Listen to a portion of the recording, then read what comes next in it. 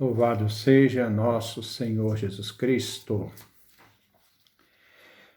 Meus irmãos, minhas irmãs, nós vamos passar para a segunda reflexão, tendo em vista a introdução ao livro dos Salmos.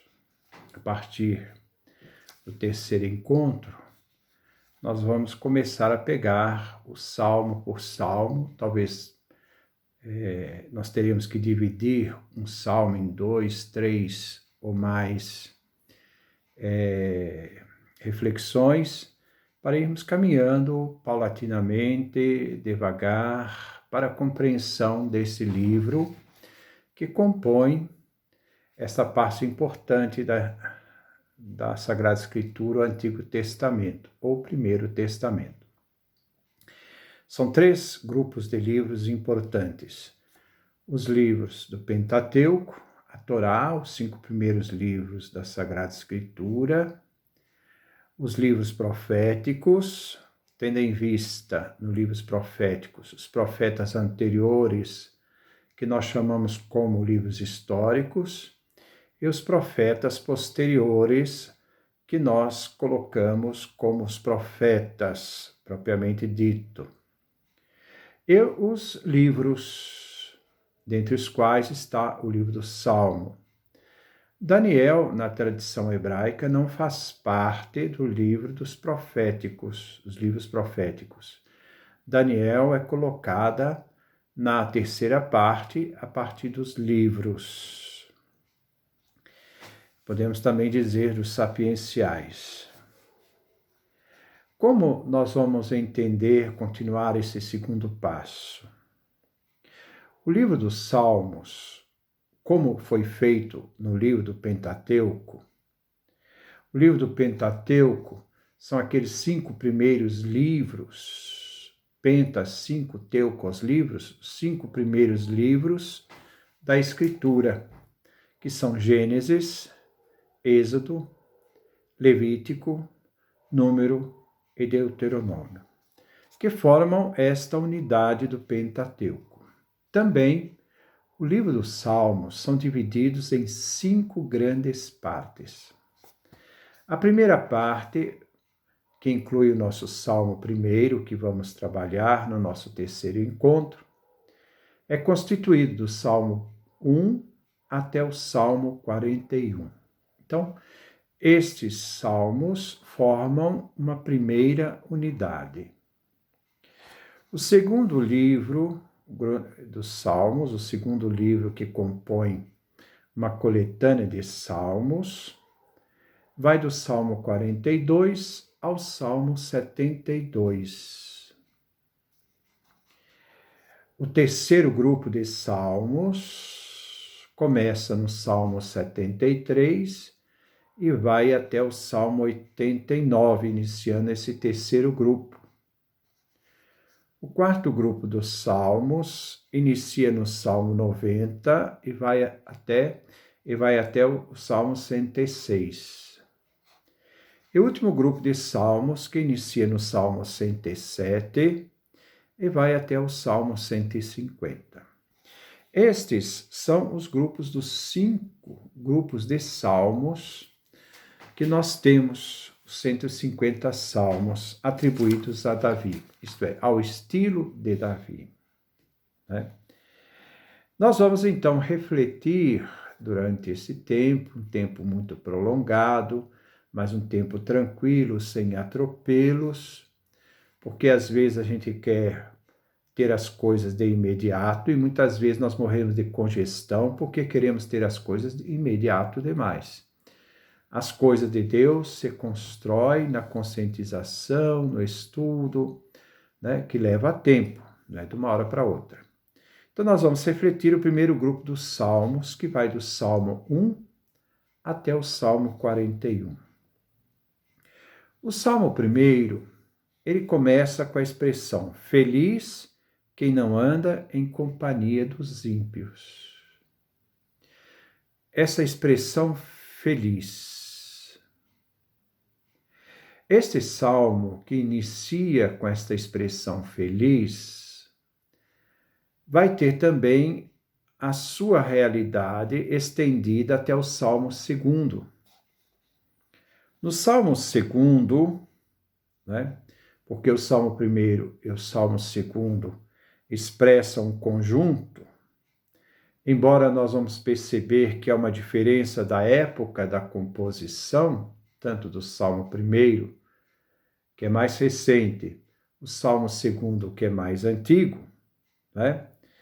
Nós vamos encontrar, então, o Salmo 1 afirmando: feliz quem não anda em companhia dos ímpios, e o Salmo 2, que termina dizendo: felizes todos os que nele se refugiam. Então, dentro desse Salmo 1 e 2, nós vamos ver esse pequeno bloco que termina com feliz e termina com feliz.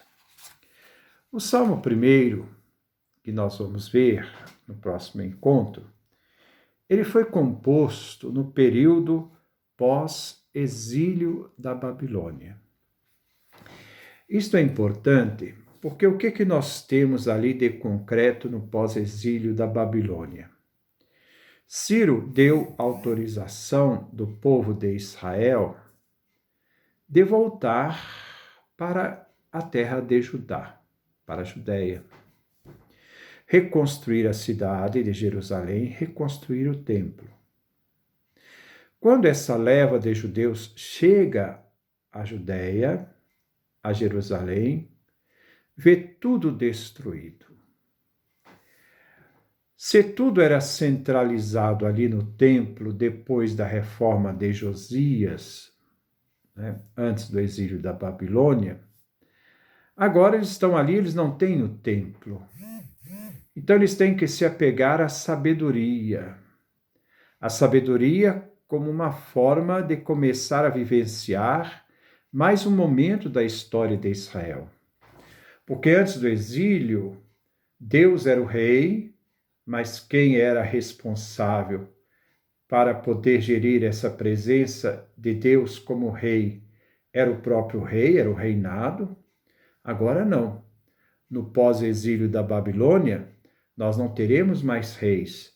Toda a centralidade vai estar nos sacerdotes e no templo.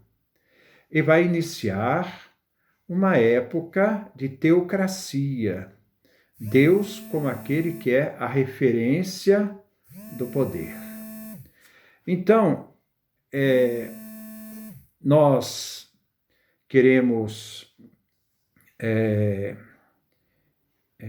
nos posicionar, né, justamente dizendo, olha, esses salmos que vêm aqui, que nós referimos aqui sobre o período pós-exílio da Babilônia, vai ter uma centralidade na lei e depois no templo, principalmente depois da reforma de Esdras e Neemias. Essa reforma de Esdras e Neemias, com a construção do templo e a centralização nos sacerdotes, nos dará toda esta estrutura para entendermos os salmos deste período. Enquanto o Salmo 2 é da época do pré-exílio da Babilônia.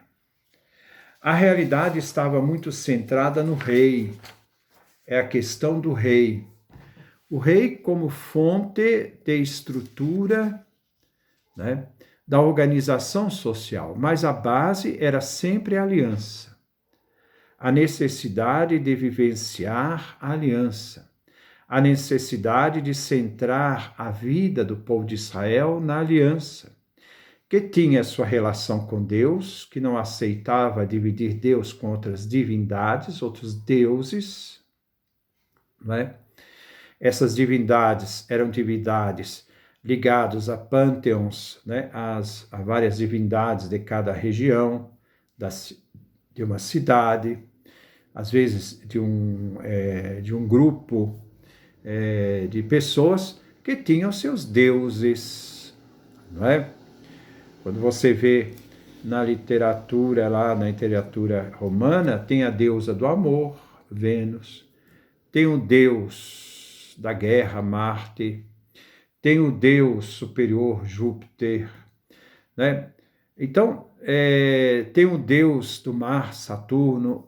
Quer dizer, então, diante disso, nós vemos essas divindades que têm funções específicas.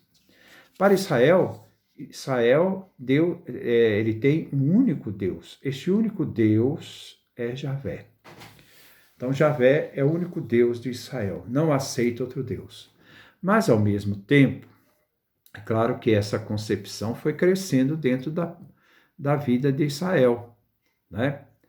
Porque Israel passou de uma concepção primitiva de que Javé, o El é o Deus, né?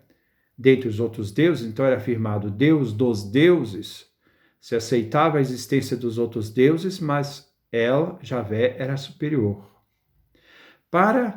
Já na época do exílio, quando se toma totalmente essa consciência do exílio da Babilônia, Deus é um só. Não existem os outros não são nada, Javé é único. Então, isso foi uma construção da história da consciência de Israel, né, da história da revelação, onde Deus foi fazendo com que esse povo tomasse consciência da sua própria realidade.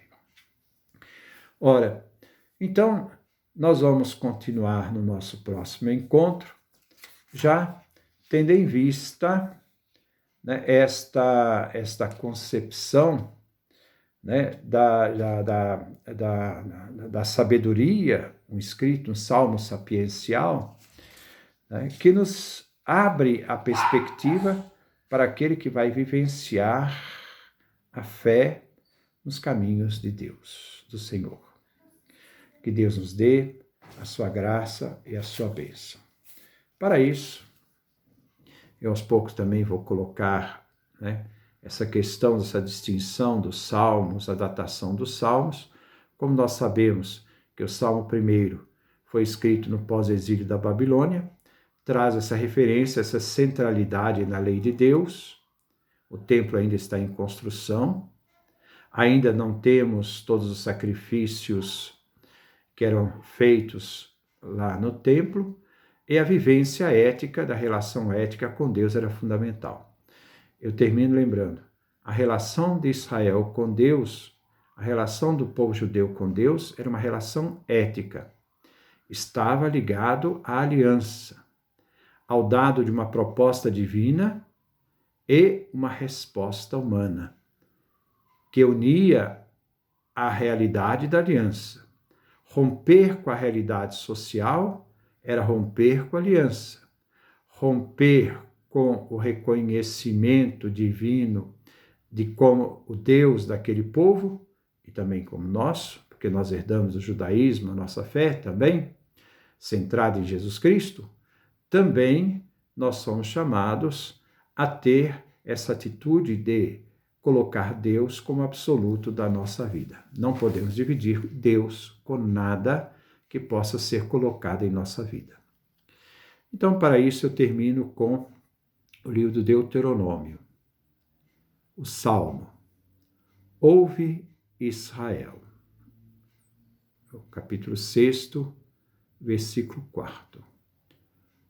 Ouve, Israel. Javé, nosso Deus, é o único Javé. Portanto, ame a Javé, seu Deus, com todo o teu coração, com toda a tua alma e com toda a tua força.